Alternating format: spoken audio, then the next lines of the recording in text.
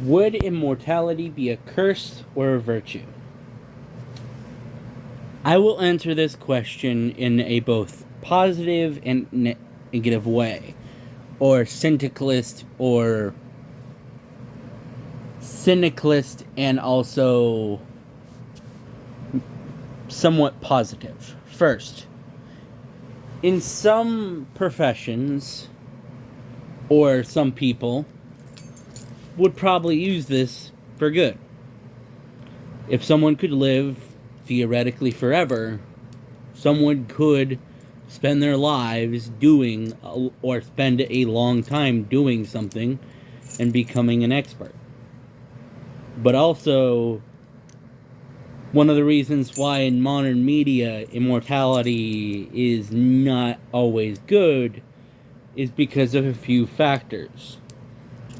First, the fact is that immortality has its downsides because, for example, Arcane, and yes, this is a semi-spoiler, but I haven't watched it recently, is that if actually one of the characters has immortality practically and avoids a subject by saying, we'll do it later, maybe in 100 years, or the amount of time he says.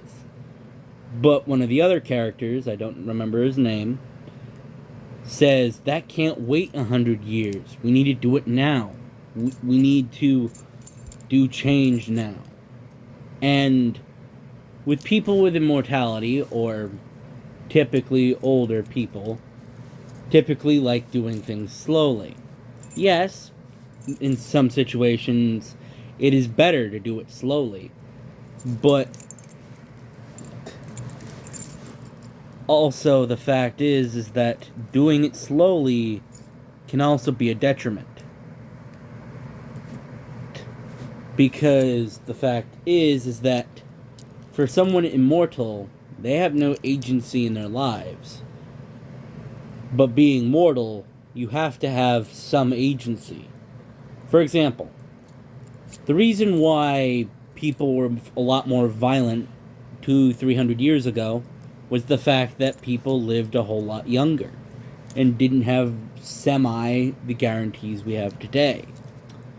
But the older someone gets, the more cautious they become. Many people believe that's conservative, but, for example, in every form of society, to my knowledge, a majority of the elderly take an slow approach. And I mean a majority, not all, but a majority of people that are older or elderly takes things slow and don't want to do things quickly. Because they don't have much agency. Let's see. And that also would affect people that would be immortal because, well, they would have old mindsets. For example, if someone was born in the beginning of the Second World War, or in any bit of the 21st century, where, for example, if they were born in the same generation that fought in World War II, they'd have a mindset of the World War II generation throughout the decades. And another example is any generation that fought in war will be more cautious about another one. It's the entire reason why appeasement happened. Was because of the fact that Britain and France didn't want another war so badly that they'd rather appease Hitler than go to war, and caused a lot more lives to be dead. And to get to the point on this part of the cons of immortality is that immortality makes you think you're the most wisest person in the room. In some situations that might be true, but others it is not. Because if you were a scientist in the 17th century, you couldn't really understand the scientists of today if you didn't walk through it through history. Where, yes, in my opinion, having immortal characters be a jack of all trades kind of works, but just in our lifetimes, things have changed a lot. For example, cars. If a mechanic worked on horse-drawn carriages, then worked to the Model T, then stopped being a mechanic for 70 years, and tried to get back into the trade again, they're not going to understand half of the stuff that's in a modern car. And yes, I'm understanding it's not the right time scale, but you get my point. Is that immortality is a virtue, but it's also a curse. Because you get to the more moral aspect. Because if you're immortal, you're immortal. You don't necessarily have your family, friends, and loved ones be immortal as well. Because if you live for 5,000 years, and a typical human lifespan is at most, at the moment, 122, 123, if you're lucky, that makes a disincentive to really look for relationships, friends, or even try to talk to family. Because family, friends, and acquaintances, you feel like they will blow past you because, well, may necessarily feel like it. Because, well, for someone that's immortal, it will just feel like a few years. But for someone that is not, that's their life. But for someone 5,000 years old, that is, let's do simple math.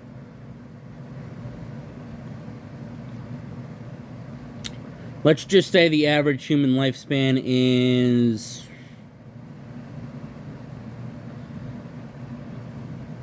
right now, because yes, I understand it's going to grow and shrink over time. And yeah. Average human lifespan. We got the most data. Okay, around 83 years. 83. Actually, 5,000. Divide that by 83. That is 160. That's 60th of your life. 83 years is 60th of your life. And it is worse the older you get.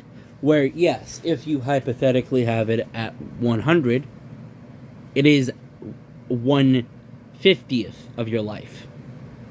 But the older you get,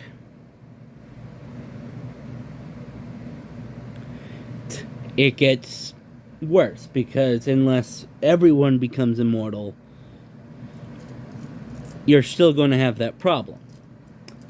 And honestly, it's one of the reasons why the immortality, unless you have a way to die, is a curse more than a benefit.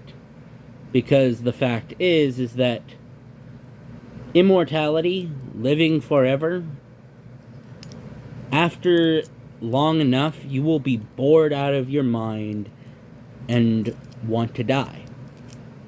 And now I'm going to need to put a age restriction on this video, probably. But I mean that as a way of at some point when you're so old that you've been through life hundreds of thousands of times of a normal human being, unless everyone becomes immortal, and I highly doubt that will happen, you will want to kick the bucket. That is my discussion on immortality.